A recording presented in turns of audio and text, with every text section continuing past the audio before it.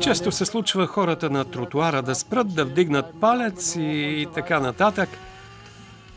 По принцип, скоростта ме привлича, както и да контролирам автомобил на скорост.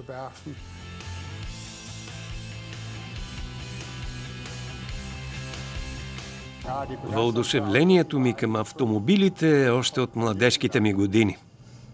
Да, още не съм карал Ферари, но мисля, че въпреки всичко предпочитам Порше, така да кажа.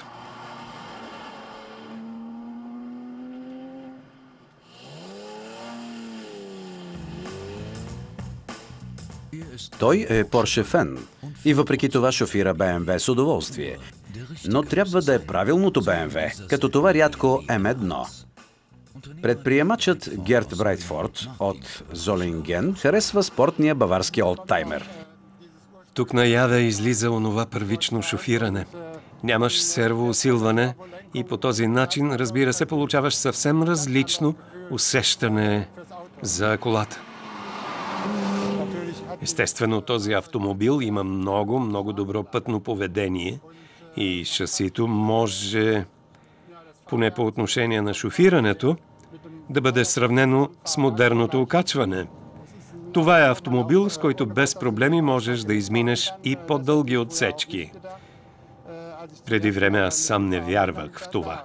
Когато за първи път шофирах, си казах, че има много прилично окачване, не твърдо. И въпреки това, колата има доста спортно поведение. Искам да отбележа. Състезателен автомобил за пътя. Когато М1 е представен през 1978, тази връзка се подчертава и от неговите създатели. С М1 БМВ произведе машина, създадена с една точно дефинирана цел и със специални детайли. М1 трябва да спечели спортните сблъсъци чрез по-добрите си динамични способности и по-мощното пътно поведение в граничните ситуации на придвижване на 4 колела. М1 е последователно създаден за употреба във върховия спорт за серийни автомобили състезателен модел. Затова и той е оформен така безкомпромисно за целта, както досега бяха създавани само болидите от Формула 1 и прототипите. Дори вътрешното оформление на М1 отговаря на поставените задачи. Тук е търсена максимална функционалност и се показва майсторският характер, който характеризира тази безкомпромисна състезателна кола. Това, което рекламният текст премълчава е, че след промени в международните регламенти, М1 става ненужен като състезателен автомобил и започва да се предлага в цивилна версия като шосеен спортист. Срещу близо 100 000 марки, платежоспособните пилоти получават истински специалист в завоите, чието 6-цилиндров двигател позволява достигане на скорост от 260 км в час. М1 е най-бързият спортен автомобил в Германия. Поршефенът Брайтфорд се натъква случайно на баварския болид. До този автомобил стигнах по една случайност. Имах един болид от Формула 1, който исках да продам. Той бе потърсен от човек, който притежаваше тази кола. И просто ги разменихме. Формулата изчезна. Беше случайност и късмет.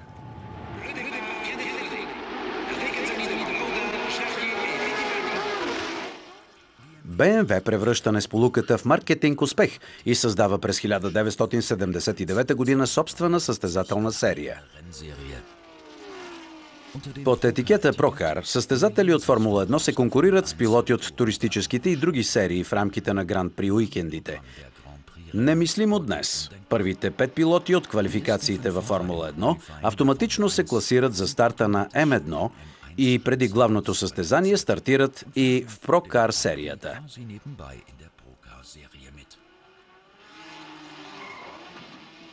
Публиката обича необичайната маркова серия, а пилотите от различните формати не си остават длъжни на трасето. Ники Лауда, Нелсън Пике и Ханс Йоаким Штук са част от състезателите на тунингованите М1, които развиват до 490 конски сили в състезателен облик. Нови разпределителни валове, по-големи клапани и ковани бутала различават дивите М1 от цивилните им братя. През 1981 година идва краят. БМВ се концентрира върху производството на мотори за Формула 1 и не вижда повече нужда от М1 серията. Герт Брайтфорд си спомня за дълга серия от спортни спомени. В началото имах една Формула 3 Chevron BMW Хайдегер с 2-литров двигател. До нея стигнах по случайност, чрез един познат. Той каза: слушай, искам да си купя една кола от Формула 3. Би ли дошъл с мен да я разгледаме? Аз отидох с него и в края на краищата той се отказа. Тогава му казах: ако не я искаш, ще я взема аз. И така колата се озова при мен. И в един момент казах: след като стои тук, трябва да участвам в състезание. Първото състезание бе на Силвърстоун, доста далеч от дома, за да не ме види никой. Финиширах 15 от 30 пилоти, което беше успех за мен, тъй като за първи път карах формула. Когато се подредих на старта, си помислих: Господи човече, какво правиш изобщо? Но добре, мина успешно и всичко беше наред. Днес Брайтфорд шофира по-спокойно и стъпва на пистите само за удоволствие. За така наречения Track Day M1, от който са създадени само 399 шосейни екземпляра, би бил чудесен избор. М1 притежава 6-цилиндров двигател с екстремно къс ход на буталата, 4 клапана на цилиндър, 2 горни разпределителни вала, задвижвани с верига и механична система за впръскване. Този агрегат е върхова точка в развитието на 6-цилиндровите мотори на BMW. BMW справо е горд от този двигател. Моторът с наименование М88 е много екзотичен за 70-те. 24-те клапана, 2 разпределителни вала и механичен инжекцион не са често срещани. И все пак, шосейната версия притежава и багажник.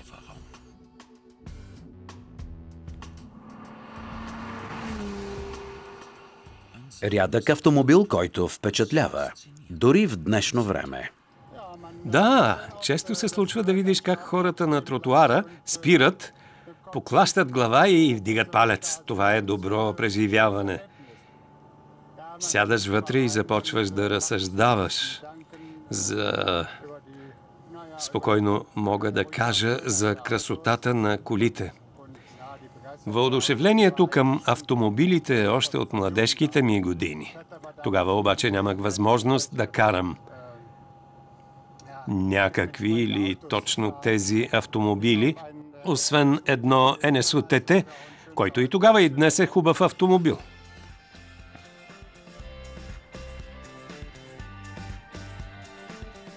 С пластмасовата си карусерия BMW-то намира място в сърцето на Герт Брайтфорд като изискан спортист с качества за всекидневна употреба. Когато обаче става дума за чистата наука за спортните автомобили, страстният пилот залага на доказани продукти от Штутгарт Цуфенхаузен. Това е едно Porsche 911-964 турбо. То бе първия ми 911. Преди това имах два 944 турбо. Бях карал на много тренинги за безопасно шофиране и се реших да купя едно 911. Имам такъв от 1991 година и го притежавам и до днес. И ще ми е много трудно да го продам. За по-спокойните моменти по селските пътища в околността, Брайтфорд използва едно Porsche Speedster. Дизайнът може да е въпрос на вкус, но колата е много рядка. Това е един американски автомобил. От него са създадени само 17 бройки. С него карам с удоволствие в планините, отивам да пия чаша кафе заедно с жена ми. Затова е много пригоден. В гаража постепенно става тясно. Страстта към Порше води принудително до създаване на малка колекция. Това беше моята цел. Въпреки че никога не съм вярвал, че някога ще притежавам тези коли. Но това се случи. И сега съм много щастлив с тези коли. Поршетата.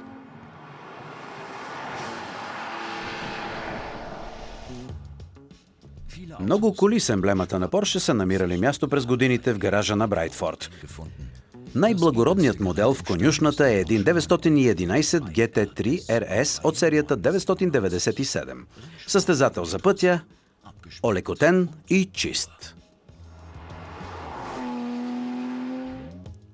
Сивото GT3 RS е най-любимият автомобил на любителя състезател от Золинген. Както подобава, автомобилът е взет лично от фабриката в Щутгарт. Тогава е била нужна и малко самодисциплина.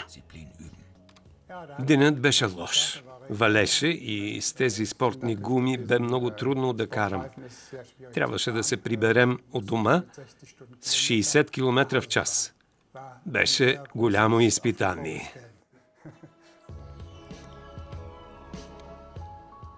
С изключение на задното крило, GT3 е напълно незабележим. Спортната скромност е с девиза «По-малкото е повече».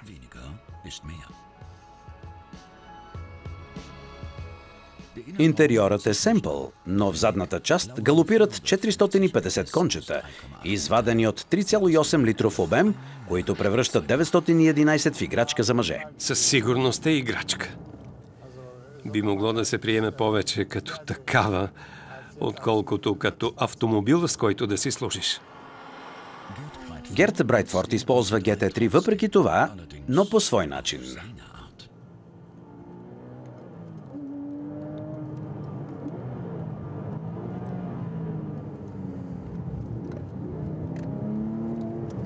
Малко е бързичък. Не можете да кажете, взимам си Порше и ще карам бързо. Не е препоръчително, тъй като физичните закони важат и за Порше. Все някъде са границите и те не трябва да бъдат преминавани. Ако го направите, ще имате проблеми, разбира се. Почитателят на Порше използва потенциала на GT3 само там, където е позволено. На борда има системи, които винаги оставям включени на пътя. Но когато съм на пистата, те са абсолютно забранени, тези помощници. С автомобила свързвам спортния начин на шофиране и това Порше изживяване. Звукът на Порше, формата, поведението му. Да, още не съм карал Ферари, разбира се, но мисля, че въпреки всичко предпочитам Порше, така да кажа. Просто това ще кажа. Днес е специален ден за Герт Брайтфорд. Семейството на Порше се увеличава с един състезателен автомобил с история от Льо Ман. Той още е без разрешение за пътя и се намира в специалния сервис на Маркус Шрьодер. Порше 962C участва на класическия затворен маршрут в Сартър през 1990. Добро утро! Добро утро, Герт! Как си? Благодаря ти. Аз също. Да погледнем детето ти. Да, нека го погледнем дали е наред. Няма да е трудно. Добре, нека видим. Хайде.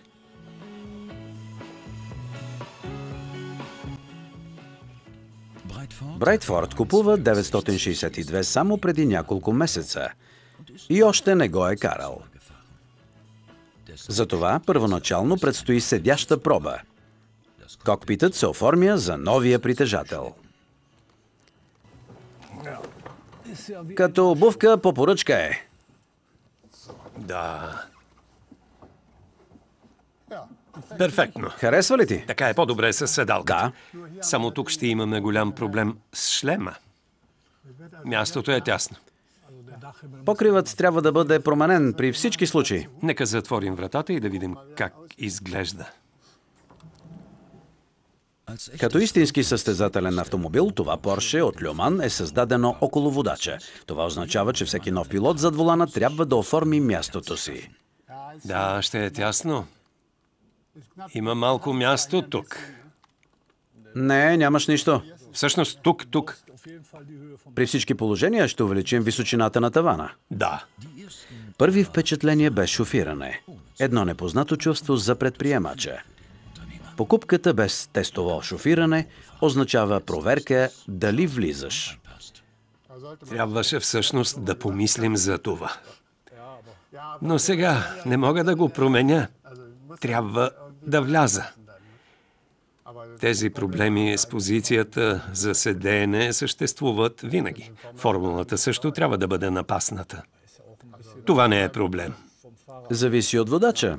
Някои имат висока горна част на тялото и къси крака, други обратно. За всеки трябва да се правят нови настройки. Щом Хан Штук е карал колата, аз също трябва да успея. Той е малко по-голям от мен. Тук се чувствам относително добре, тъй като имам място. Разбира се, ако имаш клаустрофобия, ще имаш проблеми. Имам познат, който никога няма да се качи. Скоростният лост добре ли ти е? Съвсем добре. Не го подпираш с крак? Не, изобщо, точно ми е. Включи на контакт, ще видиш оборотите. Да. Това са главните данни от компютъра. Трябва да го преместим малко нагоре. Не е добре, когато влизаш. Поршето стартира в Люман с цветовете на швейцарския частен отбор Брун Мотоспорт.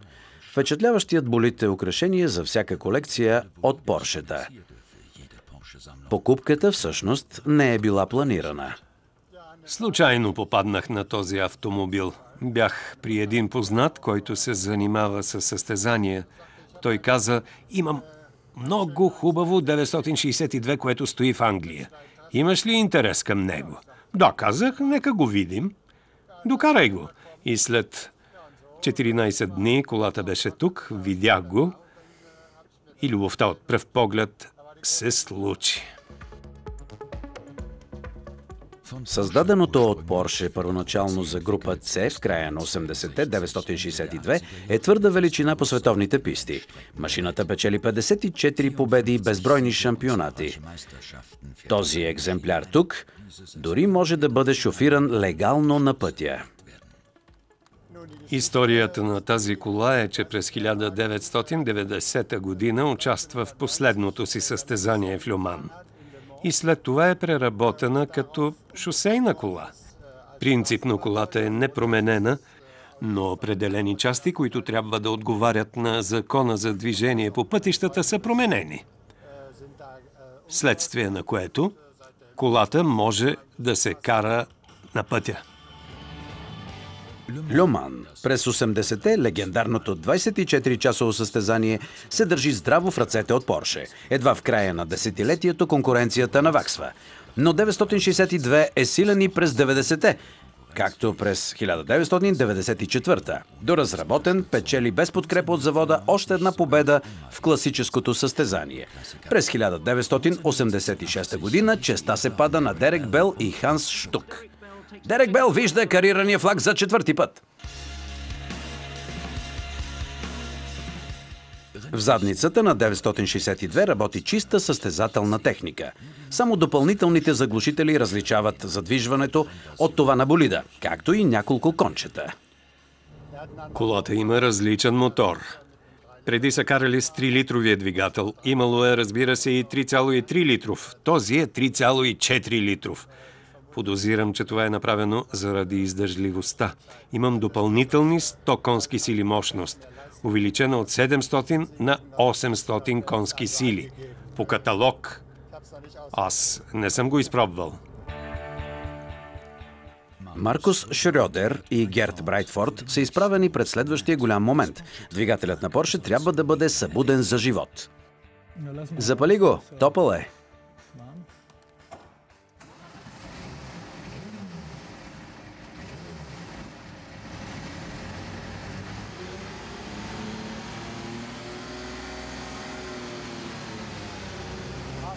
Тук вътре създава чудовищен звук.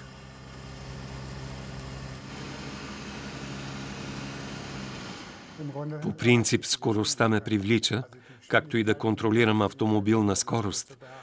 По възможност на границите на възможностите, поне на моите възможности. Със сигурност има други, които могат по-добре от мен. Поршето все още не може да стъпи на пътя, но не е настроено и за пистата. Вкаменените стари гуми пречат на истинските тестове. За няколко метра на двора обаче са достатъчни. Не съвсем пригоден за ежедневието е големия радиус на завой.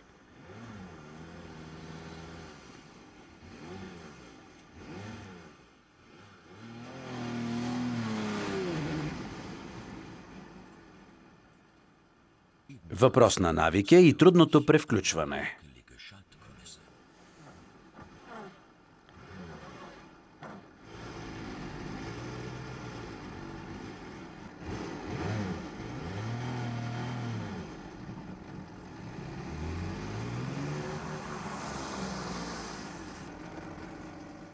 Критиката за маневреността идва след пътуване, усетено като двуметрово.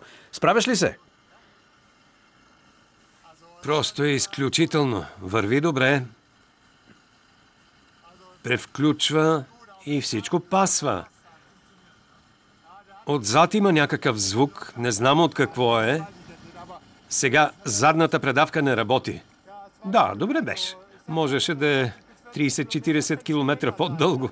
Можеше да си направя по-голямо удоволствие. Мисля, че е доста кратко, но иначе усещането е много добро. След това, Поршето отново се прибира внимателно в гаража. Първото излизане на пистата, за съжаление, ще трябва да почака още. Трябва да боравиш внимателно с него. Това е ясно, за да видиш как ще реагира. Така направих преди с формулата. Първоначално много спокойно завъртях няколко обиколки, за да видя как реагира колата. Трябва да си много внимателен. Не може да седнеш и да подкараш. Това би било лекомислено. Спортните коли са неговата страст. Независимо от Бавария или от Швабия. 65-годишният жител на Золинген със спокойната натура на стар заек вече няма какво да доказва зад воланите на своите автомобили. Атракцията Порше остава основен модел в неговия автомобилен живот. Порше е един истински мит. Може да вземете и Ферари, те са равни. Едно и също е. Дали сте фен на Байерн Мюнхен или Дортмунд, просто не може да се обясни.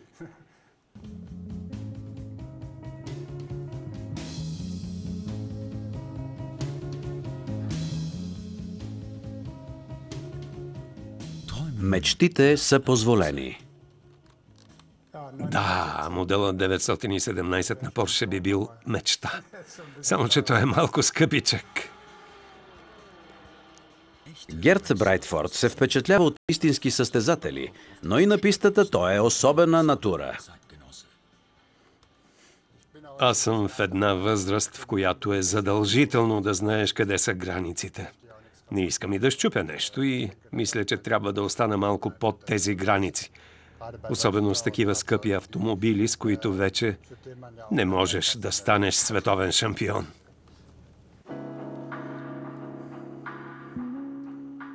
Гараж пълен с мечтани автомобили и исторически екзотики с красиви форми. Може да се случи от време на време да забрави света навън.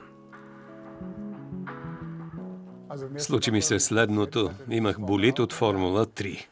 Той имаше чудесна седалка, доста тясна. Взех си една бутилка бира вътре и заспах.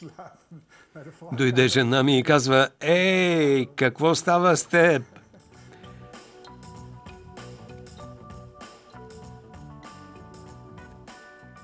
Първата ми любов бе 964.